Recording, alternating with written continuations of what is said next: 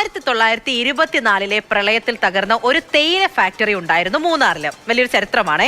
2 വർഷത്തിന് ശേഷം 1926 തോട്ടം തൊഴിലാളികളുടെ മക്കൾക്ക് വേണ്ടി ഈ ഫാക്ടറിയിൽ ഒരു വിദ്യാലയം ആരംഭിച്ചു. ഇന്ന് ഈ വിദ്യാലയം ഗവൺമെന്റ് വൊക്കേഷണൽ ഹയർ സെക്കൻഡറി സ്കൂളായി 100ാം വാർഷികത്തിന്റെ നിറവിലാണ്.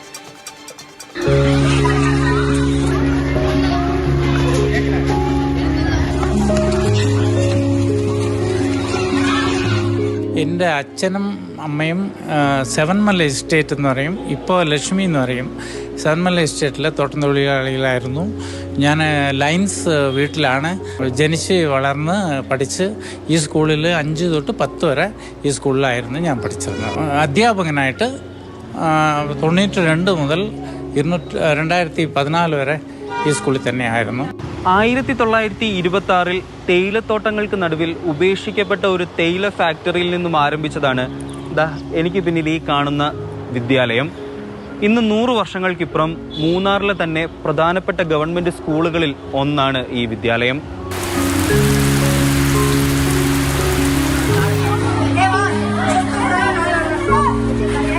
ഇവിടെ ഉള്ള കുട്ടികൾ മാക്സിമം തോട്ടം തൊഴിലാളിയിലുള്ള കുട്ടികളാണ്.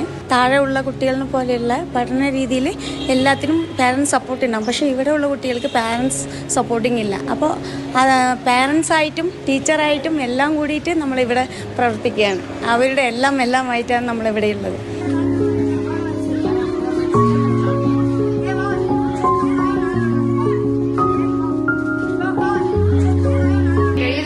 നമുക്ക് വീട്ടിലൊക്കെ ഗ്യാസ് ലീക്കേജ് ഉണ്ടായാൽ ഇത് നമുക്ക് ഡിറ്റക്ട് ചെയ്ത് ബസാർ അടിച്ച് ഇത് ലൈറ്റൊക്കെ അടിച്ച് എത്ര % ഗ്യാസ് ലീക്കേജ് ഉണ്ടെന്ന് മൊബൈലിൽ നിന്ന് കണക്ട് ചെയ്താൽ ഇതിനെ കുറിച്ച് അത് ഇൻഫർമേഷനൊക്കെ അറിയാൻ സാധിക്കും. ഇത് റേഡാറാണ്. ഇത് മിലിറ്ററി ബേസിലൊക്കെ യൂസ് ചെയ്യും. ഇത് ഞങ്ങൾ ചെയ്തിട്ടുള്ള ചെറിയ ഒരു സാധനം.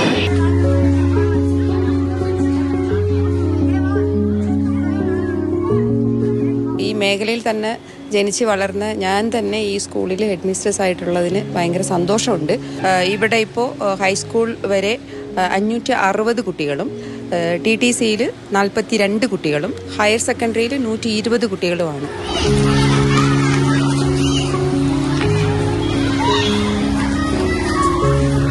വർഷം തോറും 500-ൽ പരം വിദ്യാർത്ഥികളാണ് ഈ സ്കൂളിൽ നിന്നും പഠിച്ചിറങ്ങുന്നത്. മൂന്നാർ മലയോര ജനതയുടെ വിദ്യാഭ്യാസത്തിൻ്റെ നാഴികക്കല്ലാണിവിടം. മൂന്നാറിൽ നിന്നും പവിക്കൊപ്പം നിതിൻ തോമസ്, മാതൃഭൂമി ന്യൂസ്. നിതിൻ തോമസ് തന്നെ നമ്മുടെ കൂടെയുണ്ട്. നിതിൻ, മനോഹരമായ ഒരു പ്രദേശത്ത് നിന്നും മനോഹരമായ ഒരു ചരിത്ര വിശേഷമല്ലേ മൂന്നാറിനെ സംബന്ധിച്ച്? ഇപ്പോൾ ആ സ്കൂളിനെ തന്നെ നോക്കുകയാണെങ്കിൽ 100 വർഷത്തോളമുള്ള അക്ഷര വിദ്യാഭ്യാസ ചരിത്രത്തെക്കുറിച്ചാണ് നമ്മൾ പറഞ്ഞു പോകുന്നത്. മലയോര മേഖലയാണ്. ഹൈറേഞ്ചിൽ നിന്ന് പോലും ഒരുപാട് മിടുക്കരെ സംഭാവന ചെയ്ത ഒരു സ്കൂളാണ് 100ന്റെ നിറവിലെത്തി നിൽക്കുന്നത്. ചരിത്രരേഖകൾ പ്രകാരം 1926 അന്നത്തെ ബ്രിട്ടൻ്റെ അധികാരത്തിലുണ്ടായിരുന്ന കണ്ണൻദേവൻ കമ്പനിയാണ് ഇത്തരത്തിലൊരു വിദ്യാലയം ആരംഭിക്കാനായിട്ട് മുന്നിലേക്ക് വരുന്നത്. 1924 പ്രളയത്തിൽ ഉപേക്ഷിക്കപ്പെട്ട മൂന്നാറിലെ തേയിലത്തോട്ടങ്ങൾക്ക് നടുവിലുള്ള ഒരു തേയില ഫാക്ടറി, അതിലൊരു ചെറിയ വിദ്യാലയമായി ആരംഭിച്ചതാണ് ഇന്ന് നമ്മൾ കാണുന്ന Munnar vocational higher secondary, government vocational higher secondary school എന്നത്. സ്വാതന്ത്ര്യത്തിന് ശേഷം ഇത് സർക്കാർ ഏറ്റെടുത്തു 1955. അതിനുശേഷമാണ് കൂടുതൽ കെട്ടിടങ്ങളൊക്കെ വന്നതും ഈ സ്കൂൾ കൂടുതൽ നവീകരിക്കപ്പെട്ടതും. ഇപ്പോൾ വീണ്ടും ഈ സ്കൂൾ കൂടുതൽ നവീകരിക്കാനായിട്ട് കിഫ്ബി പദ്ധതിയിൽ ഉൾപ്പെടുത്തി കൂടുതൽ പദ്ധതികളൊക്കെ കൊണ്ടുവരുന്നുണ്ട്. കൂടുതൽ മികച്ച കെട്ടിടങ്ങളൊക്കെ വരുന്നുണ്ട്. അത്തരത്തിൽ ഒരു മൂന്നാറിൻ്റെ മലയോര ജനതയുടെ ഒരു വിദ്യാഭ്യാസത്തിൻ്റെ നാഴികക്കല്ലായി മാറിയിരിക്കുകയാണ് ഈ വിദ്യാലയം എന്ന് പറയുന്നത്. പൂർണ്ണമായിട്ടും തോട്ടം തൊഴിലാളികളുടെ മക്കൾക്ക് വേണ്ടിയിട്ട് ആരംഭിച്ചതാണ്. ഇന്നും ഈ സ്കൂളിൽ പഠിക്കുന്ന 95% പരം വിദ്യാർത്ഥികൾ എന്ന് പറയുന്നത് തോട്ടം തൊഴിലാളികളുടെയും അതുപോലെയുള്ള സാധാരണക്കാരുടെ മക്കളാണ് ഈ വിദ്യാലയത്തിൽ പഠിക്കുന്നത്. ഇനി ഈ വിദ്യാലയത്തിൻ്റെ ഒരു പ്രത്യേകതകൾ എടുത്തു കഴിഞ്ഞാൽ ഈ മുൻ തമിഴ്നാട് DGP ആയിരുന്ന വോൾട്ടർ ദേവാരം ഉൾപ്പെടെ ഒട്ടനവധി ആളുകളാണ് ഈ വിദ്യാലയത്തിൽ നിന്നും പ്രാഥമിക വിദ്യാഭ്യാസം പൂർത്തിയാക്കിയിരിക്കുന്നത്. ഇനി ഈ വിദ്യാലയത്തിൽ പഠിപ്പിക്കുന്ന പ്രധാന അധ്യാപകരുടെ കാര്യത്തെപ്പറ്റി പറയുകയാണെങ്കിൽ ഈ തോട്ടം തൊഴിലാളികളുടെ മക്കളായിരുന്നവർ തന്നെയാണ്, അല്ലെങ്കിൽ ഈ വിദ്യാലയത്തിലും ഇതിന് ചുറ്റുമുള്ള ഗവൺമെൻറ് വിദ്യാലയങ്ങളിൽ പഠിച്ചവരാണ് തിരികെ ഈ ഉപരിപഠനങ്ങളൊക്കെ പൂർത്തിയാക്കി ഈ വിദ്യാലയത്തിൽ സേവനമനുഷ്ഠിക്കുന്ന ഒട്ടുമിക്ക അധ്യാപകരെന്ന് പറയുന്നത്. അതുകൊണ്ട് തന്നെ ഈ അധ്യാപകരൊക്കെ തന്നെ ഇപ്പോൾ പഠിക്കുന്ന വിദ്യാർത്ഥികൾക്ക് എത്രമാത്രം പ്രയോജനകരമായ രീതിയിൽ വിദ്യാഭ്യാസം നൽകാൻ സാധിക്കുന്നു, അല്ലെങ്കിൽ ഏറ്റവും മികച്ച വിദ്യാഭ്യാസം നൽകാൻ സാധിക്കുന്നുണ്ട്. വിദ്യാഭ്യാസത്തിനുപരിയുള്ള കാര്യങ്ങൾ, സയൻസ് ഫെയർ അല്ലെങ്കിൽ ക്വിസ് കോമ്പറ്റീഷനുകൾ, അങ്ങനെ ഒരു പ്രാഥമിക വിദ്യാഭ്യാസത്തിനുപരി എന്തൊക്കെ നൽകാൻ സാധിക്കുമോ അതെല്ലാം ഈ അധ്യാപകർ.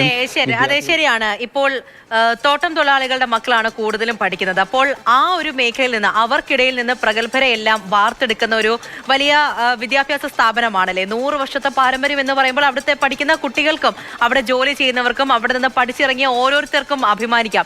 ഇനിയും അറിവ് പകർന്നു കൊടുക്കാൻ ആ വിദ്യാലയം അങ്ങനെ തല ഉയർത്തി തന്നെ അവിടെയുണ്ട്. ശരി നിതിൻ.